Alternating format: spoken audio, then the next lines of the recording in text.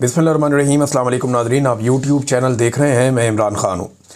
Nadreen, सबसे पहले हम बात करते हैं इसराइल और जो एक जंगबंदी हुई है गाज़ा में उस हवाले से। और अमेरिकन ने यकीन दहानी करवाई थी, पाकिस्तान ने इसके ऊपर बहुत ताशे बजाए थे, बड़ी खुशियाँ मनाई थी और ये कहा गया था कि दोबारा सीज़ फायर की वायलेशन नहीं होगी और गाज़ा में अमन आ गया। बहुत सारे जो मौलवी हैं हमारे, ख़ास तौर पे वो ताहिर अशरफी साहब, वो कह रहे थे जी कि मस्जिद अक्सा में मिठाइयाँ बांटी गई हैं। तो देखें, ये अमन दो सूरतों में ही आ सकता है। या तो इसराइल अपनी बात पूरी तरह मनवा ले और सारी दुनिया उसको मान ले, या दूसरा तरीका ये है कि फ़लस्तीनियों को उनका हक़ मिल जाए और फिर उन्हें उनके हकूक़ के साथ ज़िंदा रहने की इजाज़त दी जाए। अब इसके अलावा तो कोई और रास्ता है नहीं। जब तक कि फ़लस्तीनियों को उनका हक़ नहीं मिलता, वो अपनी जद्दोजहद करते रहेंगे। अब जद्दोजहद के लिए अलग अलग अदवार में अलग अलग तंजीमें रही हैं और बैनुल-अक़वामी तौर पे उन पर पाबंदियाँ भी लगती रही हैं। अल-फतह एक तंजीम होती थी, आपको याद होगा, हमास, हिज़्बुल्लाह, बहुत सारी तंजीमें। अब बार बार सीज़ फायर वायलेशन हो रही थी और ये वायलेशन जो बार बार हुई है, इसका इल्ज़ाम इसराइल पे आया है कि उन्होंने बार बार सीज़ फायर वायलेशन की।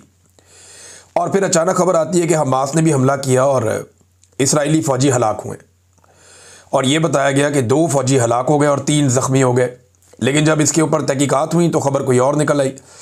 और जो हकीकी ख़बर निकली वो ये है कि रफ़ा के अंदर एक धमाका हुआ था जिसमें 2 इसराइली फ़ौजी मारे गए थे। वो हमास ने नहीं किया था, बल्कि इसराइली आबादकारों के बलडोज़र के बारूदी सुरंग पे चढ़ने की वजह से धमाका हुआ था। इसराइली आबादकार, आप समझते हैं कि इसराइल का एक पॉलिसी है कि वो यहूदी बस्तियां आबाद करता है, यानी मुख्तलिफ़ इलाकों में अपने शहरियों के लिए वो नई बस्तियां बनाते हैं। ये उन्होंने वेस्ट बैंक में भी बनाई, यरूशलेम में बनाई और बहुत सारे इलाकों में वो ये काम करते रहते हैं ताकि यहूदी आबादकारी साथ साथ होती रहे और आबादी मिक्स होती रहे। उनका अपना एक फार्मूला है, वो अपने तरीके से काम करते हैं। तो उनके लिए एक बलडोज़र जो काम कर रहा था वो एक बारूदी सुरंग के ऊपर चढ़ गया, उसकी वजह से एक धमाका हुआ। अब पहले इल्ज़ाम ये लगाया गया कि ये हमास ने किया है, लेकिन फिर हकीकत सामने आ गई। और कुदस न्यूज़ नेटवर्क की रिपोर्ट के मुताबिक वाइट हाउस और पेंटागन को इस बात का इल्म था कि रफ़ा में जो धमाका हुआ ये एक आबादकार इसराइली बलडोज़र के वहाँ दबी हुई बारूदी सुरंग के ऊपर से गुजरने की वजह से हुआ, जिससे इसराइली वज़ीर-ए-आज़म नेतन्याहू के इस दावे की नफ़ी होती है कि हमास के जांबाज सुरंगों से निकले और उन्होंने हमला किया। ऐसा नहीं हुआ। ये खबर आलमी सतह पे गलत करार दी गई है, बल्कि अब कुछ और जर्नलिस्ट हैं इसके बारे में बात कर रहे हैं। रियान ग्राहम ने इसके बारे में बात की। उन्होंने कहा कि अमरीकी इंतज़ामिया ने अपनी तहकीकात के नताइज इसराइल के सामने रखे कि जनाब ये तो गाज़ा ने वहाँ पे जो हमला हुआ ये हमास ने नहीं किया, ये तो एक हादसा हुआ है। तो इस पर नेतन्याहू ने अपना मौक़िफ़ तब्दील कर लिया और कहा कि क्रॉसिंग चंद घंटों में दोबारा खुल जाएगी। तो अमेरिका को भी इस बात पे बातों का तशवीश होती है कि बार बार हमला हो रहा है। लेकिन अगर ट्रंप का स्टेटमेंट आप देखें ना, तो ट्रंप का स्टेटमेंट क्या है? पहला स्टेटमेंट ये था जब उन्हें बताया गया ट्रंप को कि यहाँ पे बमबारी हो रही, तो ट्रंप ने कहा मैं बाद में बताऊंगा, अभी बात नहीं करता। लेकिन ट्रंप ने अब जो स्टेटमेंट दिया उसने कहा सारी सूरत-ए-हाल के लिए ज़िम्मेदार हमास है और हमास के साथ मामूली सा मसला है, लेकिन इसका जल्द हल निकाल लेंगे क्योंकि वो मुआहदे की खिलाफ वर्जी कर रहे हैं।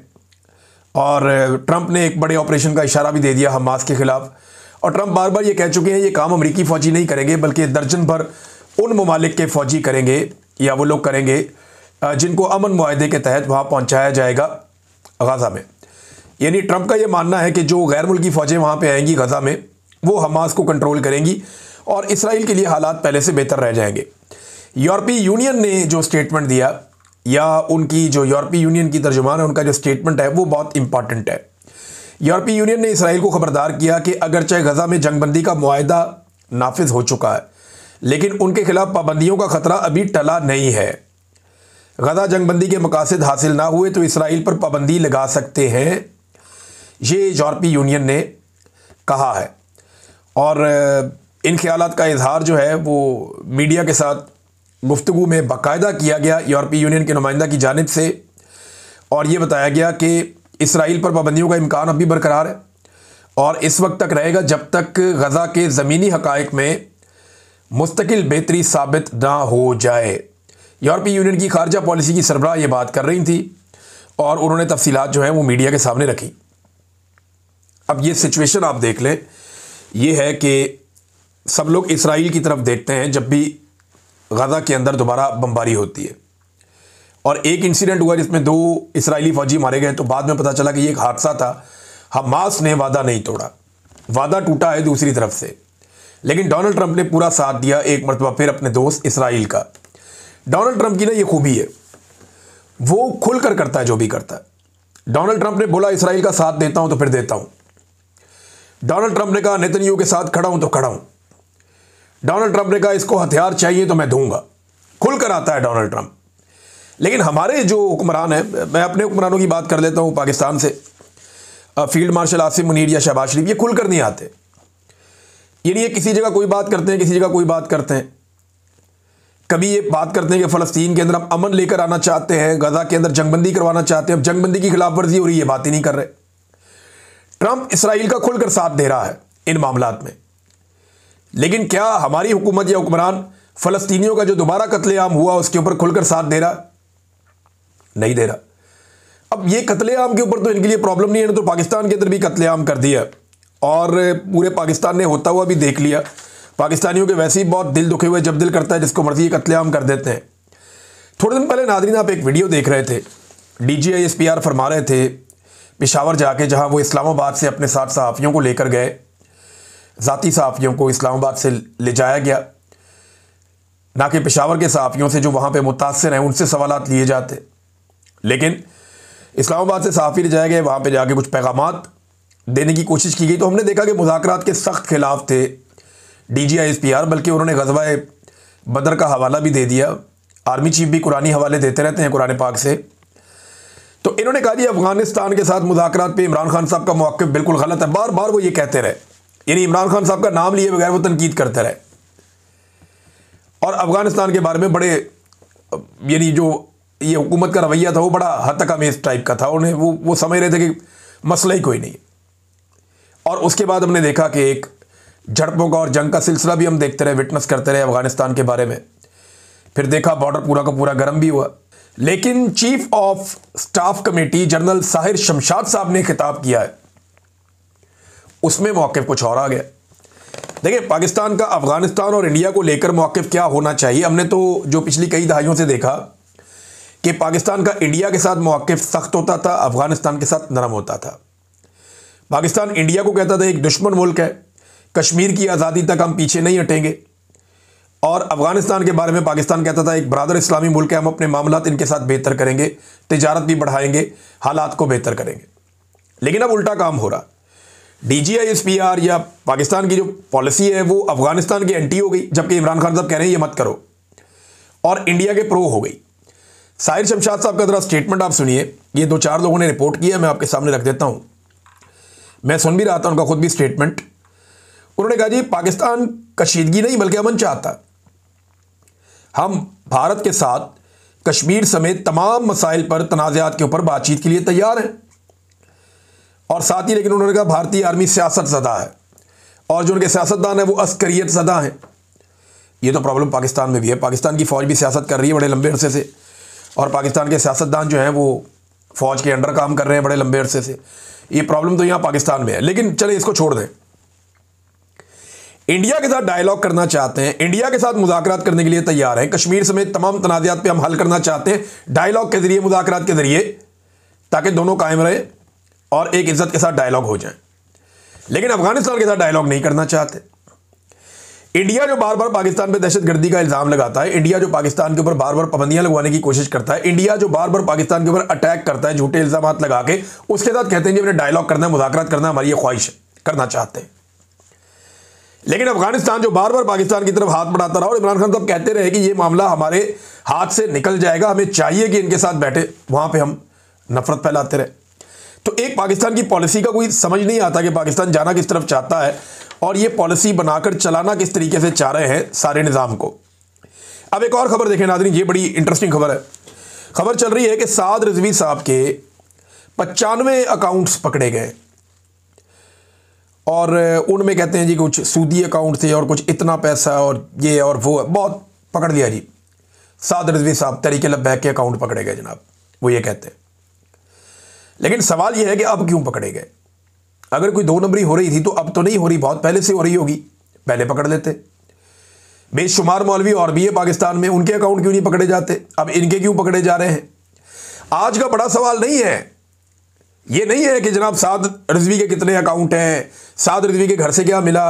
बड़ा सवाल यह है कि साद रिजवी और उसका भाई ये दोनों गए कहां। बड़ा सवाल यह है कि जो कत्लेआम हुआ मुरीद के में, उसमें कितने लोग शहीद हुए। बड़ा सवाल यह है कि उन लोगों की लाशें कहां गई।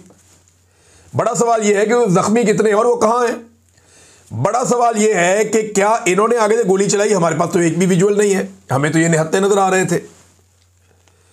मुझे इनकी पॉलिसी से इख्तलाफ रहा हमेशा, इनके सियासी तर्ज अमल से इख्तलाफ रहा हमेशा, लेकिन मैं कभी भी इसकी हमायत नहीं कर सकता कि निहत्ते लोगों को घेरा डाल के मार दिया जाए।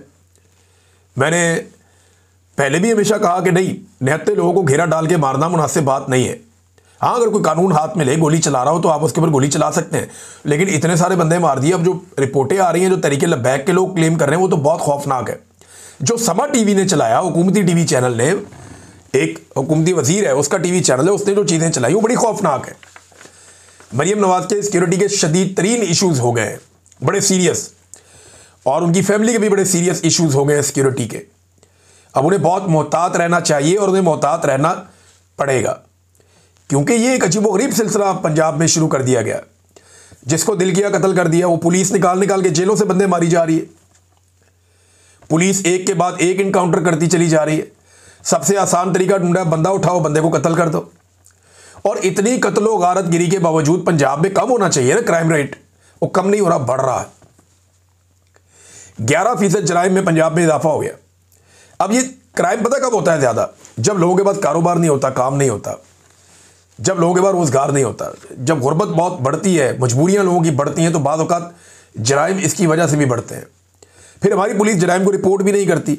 लेकिन अब रिपोर्ट जितने हुए हैं उनमें भी आप ये देख लें कि बड़े पैमाने पे जराइम में इजाफा होता चला जा रहा है, कंट्रोल नहीं हो रहा। अब पाकिस्तान में करप्ट होना कोई मसला नहीं है, बेईमान होना कोई मसला नहीं है। मुल्क लूटना, कौमी खजाना लूटना, जराइम पेशा होना, अवाम से फ्रॉड करना, ये कोई जुर्म नहीं है अगर आपके ताल्लुकात एस्टेब्लिशमेंट के साथ ठीक है तो। लेकिन अगर आपके साथ ताल्लुकात एस्टेब्लिशमेंट के ठीक नहीं है, या आप उनके बयानिए की हमायत नहीं कर रहे, तो फिर आपकी डिग्री जाली निकलेगी, फिर आप चोर भी हैं, फिर आप डाकू भी हैं, फिर आपके फार्म 45 असली भी होंगे तो वो जाली हो जाएंगे, फारिग हो जाएंगे, आपके बैंक अकाउंट बंद हो जाएंगे, आपका नाम ECL में डल जाएगा, आपके ख़ानदान के बैंक अकाउंट बंद हो जाएंगे, आपकी हलाल की कमाई भी हराम हो जाएगी। अगर आपके एस्टेब्लिशमेंट के साथ ताल्लुकात ठीक नहीं है तो हर तरह की तोहमतें आपके ऊपर लगेगी, आपके ऊपर इद्दत जैसा घटिया केस भी हो सकता है, आप मुल्क दुश्मन भी होंगे और गद्दार भी होंगे। अगर आपने कहीं एस्टेब्लिशमेंट के किसी पॉइंट ऑफ व्यू से इख्तलाफ कर लिया तो फिर यह सब कुछ आपके साथ होगा। नाज़रीन, खैबर पख्तूनख्वा चलते हैं, वहाँ से बड़ी इंपॉर्टेंट खबरें हैं। नंबर 1 तो यह है कि जो बुलेट प्रूफ गाड़ियाँ दी थी 3 दिन पहले मोहसिन नकवी ने IG खैबर पख्तूनख्वा को, वो सुहेल अफरीदी साहब ने वापस कर दी। उन्होंने कहा जी ये यूनाइटेड नेशन की जो गाड़ियाँ हैं ये एक्सपायर्ड गाड़ियाँ हैं और ये गाड़ियाँ किसी काम के नहीं हैं। ये गाड़ियाँ हमने इसलिए वापस कर दी हैं कि हमें वो गाड़ियाँ दी गई जिनके तो काम निकलना शुरू हो गया, पुरानी गाड़ियाँ। अब इसके ऊपर हुकूमत कह रही है हमने बड़ी आला क्वालिटी की बड़ी ज़बरदस्त गाड़ियाँ दी हैं खैबर पख्तूनख्वा को, उन्होंने वापस कर दी। उन्होंने कहा जनाब हमको इतने गए गुजरे कि आपने गाड़ियाँ में दे दी, इनका काम करवाएं, इनको चलाएं, ये गाड़ियाँ ठीक नहीं है, एक्सपायर्ड। देखिए ये जो होती है ना, अब बुलेट प्रूफ गाड़ी ये बड़ी हसास गाड़ी होती है। वो मैंने एक रखी है तो मुझे आइडिया है, वो पुरानी गाड़ी है बहुत, इतनी महंगी मैं अफोर्ड नहीं कर सकता नई गाड़ी, तो मैं पुरानी थी मेरे पास। तो मेरे वालिद ऑटोमोबाइल इंजीनियर हैं, वो रोज़ाना कोई ना कोई उसका काम करते ही रहते थे। यानी कोई ना कोई बंदा आया होता था, वो कोई ना कोई काम उसका कर ही रहा होता था, कोई ना कोई पुर्जा उसका निकल रहा होता था, कोई नया डाल ही रहा होता था, कोई ना कोई चीज़ उसकी रिपेयर होने के लिए गई होती थी। तो ये क्योंकि बहुत वजनी गाड़ी होती है, ये जितनी मर्जी अच्छी गाड़ी हो इसका काम निकलता रहता है। ये पुरानी हो जाए तो ये फिर वो आप ऑपरेशनल कामों के अंदर इसको इस्तेमाल नहीं कर सकते, ज़्यादा पुरानी हो जाए तो ये अब उनको इस तरह की गाड़ियाँ दे दी गई, तो उन्होंने एहतजाजन वापस कर दी। जनाब ये आप हमें समझते क्या है? तो उन्होंने जो खैबर पख्तूनख्वा के चीफ मिनिस्टर सुहेल अफरीदी उन्होंने वापस कर दी, और साथ ही उन्होंने ऐलान किया कि जुमे को वो 4 सद्दा में जा रहे हैं, हफ्ते को खैबर एजेंसी में जा रहे हैं कन्वेंशंस करने के लिए, और एतवार को करक में जा रहे हैं कन्वेंशंस करने के लिए, और जरगा का अलग से ऐलान किया हुआ है सुहेल अफरीदी ने। तो ये बड़ी एक्टिविटीज़ हैं जो होने जा रही हैं खैबर पख्तूनख्वा में, अब ये कोई इतनी एस्टेब्लिशमेंट को पसंद नहीं आएगी। और उनके ऊपर सुहेल अफरीदी पे एक प्रोपेगेंडा ये किया जा रहा है कि वो कोई लॉ एंड ऑर्डर की मीटिंग थी जिसमें उसने शमूलियत नहीं की तो उसने बड़ा जुल्म किया। तो सुहेल अफरीदी ने बताया कि जनाब ये लॉ एंड ऑर्डर की नहीं थी मीटिंग, बल्कि ये जो मीटिंग थी ये दो चीज़ों पे थी, वो दोनों चीज़ें उन्होंने बताई। एक तो मीटिंग जो थी वो फूड सिक्योरिटी पे थी और दूसरा अफगान मुहाजिरीन पे थी। इसमें लॉ एंड ऑर्डर का मसला नहीं था। और वैसे भी जुनैद अकबर ने कहा कि जी आप जितनी मर्जी मरतबा बुलाएं, हम नहीं जाएंगे जब तक कि इमरान खान की मुलाकात सुहेल अफरीदी से नहीं करवाई जाएगी। बल्कि उन्होंने ये भी बताया जुनैद अकबर ने कि इमरान खान को जब ये बताया गया कि अली अमीन गंडापुर के मुताबिक कोई 22 बंदे ऐसे हैं जो एस्टेब्लिशमेंट को एफिडेविट दे चुके हैं बयान हल्फी कि जनाब जब आप कहेंगे, जहां कहेंगे हम वह वोट डाल देंगे, तो ये जो 22 बंदे हैं ये हमारे हाथ से निकल जाएंगे। इन्हीं 22 बंदों का दबाव डाल के अली अमीन गंडापुर ने सेनेट के इलेक्शन में अरकान को कहा था कि जी इसको नहीं ले सकते, हमारे 22 बंदे बिके हुए हैं, बिला मुकाबला करवा लो। मुकाबला हो गया तो बढ़ जाएंगे। तो इमरान खान साहब को जब ये बात बताई गई कि जनाब अगर वज़ीर आला चेंज किया तो ये 22 बंदे जो है एस्टेब्लिशमेंट ने कंट्रोल कर लिए तो फिर हमारी हुकूमत नहीं रहेगी। तो इमरान खान साहब का जवाब क्या था ये ज़रा सुन लें कि इमरान खान ने कहा कि मुझे कोई परवाह नहीं है, हुकूमत जाती है तो जाए, कम से कम इन 22 बंदों से हमारी जान छूट जाएगी, हुकूमत की खैर है। ये है जनाब इमरान खान। उसे जेल में बैठ के इस बात की फिक्र ही नहीं है कि हुकूमत जाती है तो जाए। वो कहता है 22 बंदे अगर फ्रॉड करेंगे तो खुद ही भुगतेंगे। एक बंदा भी नहीं मुकरा, एक बंदा लकीर के उस तरफ नहीं गया। ये हालात है नादरीन खैबर पख्तूनख्वा में। एक और चीज़ नादरीन मैं आपके साथ शेयर करता हूँ। एक रोला डाला गया था कि सुहेल अफरीदी के पीछे कायदे आज़म मोहम्मद अली जिन्ना का फ़ोटो नहीं है और कायदे आज़म का फ़ोटो क्यों हटाया, इसका रोला डाला गया था। लेकिन जिन लोगों ने ये शोर मचाया था ना, उन्होंने उस वक्त ये शोर नहीं मचाया जब अखबारात के अंदर फ़ौजी अफसरान की तस्वीरें लग रही थी 14 अगस्त पे, सियासतदानों की लग रही थी और कायदे आज़म जो बानी है पाकिस्तान है उनकी नहीं लग रही थी। किसी ने शोर नहीं मचाया। लेकिन सुहेल अफरीदी के पीछे लगी हुई थी, वो उस फ्रेम से बाहर चली गई तो बहुत रोला डाला गया। अब जनाब सोशल मीडिया ने रोज़ाना ही काम पकड़ लिया है। जरदारी अपने दफ्तर में बैठे, शहबाज शरीफ बैठे, मरियम, बिलावल, मुराद, कोई भी बैठे अपने अपने ऑफिस में, तो मुरादली शाह बैठे, कोई भी, तो वो तस्वीर निकाल के लगा देते हैं जनाब इस तस्वीर में कहाँ है कायदे आज़म। कहीं पे भुट्टो की तस्वीर लगी होगी, कहीं नवाज शरीफ की तस्वीर लगी होगी, कहीं किसी और की लगी होगी, हर जगह से कायदे आज़म गायब है। लेकिन हराम है कि कोई बंदा आवाज़ उठाए इस पर। ख़ास तौर पे मैं उन बंदों की बात कर रहा हूँ जिन्होंने सुहेल अफरीदी के मामले पे आवाज़ उठाई थी। देखिए आवाज़ उठानी है तो फिर आपको सबके खिलाफ उठानी है। जो चीज़ एक ने गलत की वो सब ने गलत की। लेकिन वहाँ पे एक तस्वीर लगी हुई थी और दूसरे एंगल से जब एक फ़ोटो सामने आया, वीडियो, तो पता चल गया कि तस्वीर तो लगी हुई है। नाज़रीन एक और काम किया ये पंजाब हुकूमत ने, और इसको अपने फ़ायदे के लिए वो इस्तेमाल करेंगे। लेकिन मैं आपको ज़रा इसका पोल खोल देता हूँ, ये मेरे साथ फिगर सामने मौजूद हैं। पंजाब हुकूमत ने बड़ी महंगी गाड़ियाँ जनाब तैयार कर ली और ये गाड़ियाँ मंगवा ली और खड़ी कर दी लाइन में। ये 15 गाड़ियाँ हैं और इनको एंटी स्मोक व्हीकल्स कह सकते हैं या एंटी स्मोक गन का आप इसका नाम दे सकते हैं। इन गाड़ियों के ऊपर ना वो लगे होते हैं वाटर बाउजर्स और पीछे गन लगी होती है जिसके ज़रिए से पानी की बूंदें हवा में छोड़ी जाती हैं बहुत तेज़ और बहुत फैला के छोड़ी जाती है। तो फुहार नहीं होती, इस तरह छोड़ी जाती हैं, पानी की फुहार छोड़ी जाती है हवा के अंदर।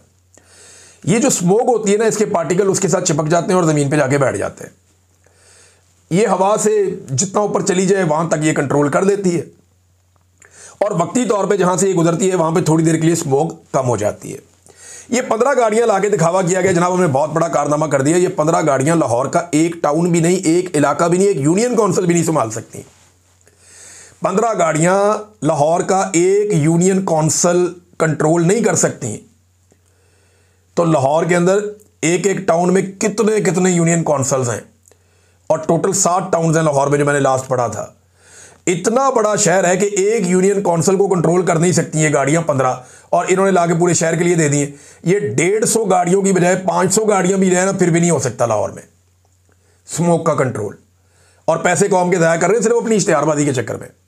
ये हो सकता है कि स्कूल के बाहर खड़ा कर दें या वज़ीर आला के दफ्तर के बाहर लगा लेंगे भी यहाँ पे पोल्यूशन नहीं होनी चाहिए, जरा इसको फेंकते रहो फुहार को, स्मोक नीचे गिरती रहे।